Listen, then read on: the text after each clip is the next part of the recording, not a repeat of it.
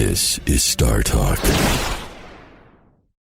I'm happy to hear that even though you chose to not become an astrophysicist, you were not turned away from science.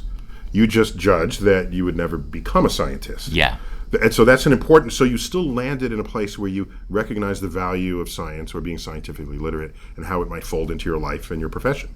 Is that a fair statement? Absolutely. And in fact, I think if anything, science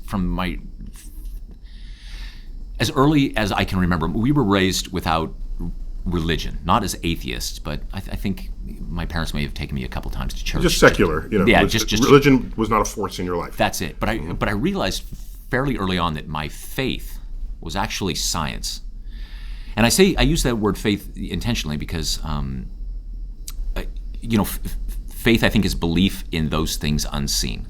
And I think a religious person has faith in all kinds of things that can't be proven.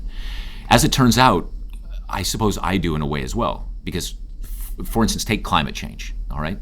I absolutely believe that climate change is real and is man-made. But I believe those things because scientists who I have great faith in are telling me that. I believe I have the access to it. I'm not sure I really have the brain power to do the science and the math myself, but I've decided to place my faith in those people and the scientific process. And that I remember very early on. And so science, in a way, is almost has kind of a spiritual place in my life. That's a fascinating reflection because the religious person would speak exactly the same way of pastors and priests and the Pope or whoever has been interpreting spirituality for them. And so they have faith that all that they're being told and that all they read is correct. Exactly. Because it's the apostles that wrote the Gospels so that's an interesting parallel there. That's right. Where it breaks down, of course, is that with science, it's replicable. Yeah, that's right. You can experiment, it happens, and that turns out... Yeah, equals MC squared everywhere. Yeah, and it never falters. And if it does falter, then we change our idea about it. Right? And thousands and thousands of men and women are desperately trying to find something else. It's not that somebody says something and they believe that. If anything, it's anti-authority, science in general. It's punk rock, and I love that about it. Right? Science is punk rock. Yeah, I mean, right. Has anyone in the history of the world ever uttered that sentence? Right. Well, take E equals MC squared. I have to pause on this. So punk rock is anti-authority. Yes.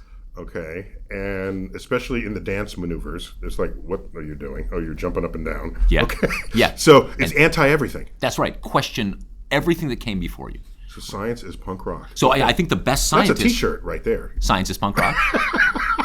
Let's go into business. It's a bumper sticker T-shirt, right? So if you look through the centuries at music that has emerged from cultures, there tend to be repeating influences on music. There tend to be repeating inspiration. If you look back over the centuries and you look at sort of musical genres, you look at composers in those days, there tends to be a recurring sources of inspiration. So they could be religious, it could be mythological. Today, I find a lot of artists, be they musicians or painters, inspired by the universe itself. And I'm intrigued by this because it's kind of a frontier. Yeah. It's an intellectual frontier, a scientific frontier, and it hasn't really been tapped before. I mean, there's Holst the Planets. Yes, okay? That's right. But even so, it's music based on the mythological personalities of the gods after whom the planets are named. Yes. So it's really Roman mythology that is captured there, with the excuse that only this set of Roman gods happen to be named for planets. Yeah, right. You put them together. Yeah. Did you know that was composed before Pluto was discovered? So Pluto was missing. Of course. Right. And then Pluto got discovered, and they went back to him and said, hey, you want to add a movement to your thing?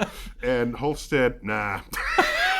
he was done. Nah. Yeah, he was done. Smart guy. Smart guy. Yeah. Plus, it got demoted later on. Yeah, that's right. So, but there's some Pluto lovers who are also musicians who studied his genre, his musical style. Yes. Who would later compose the missing Pluto movement. Oh, and some orchestras perform it. It's cute.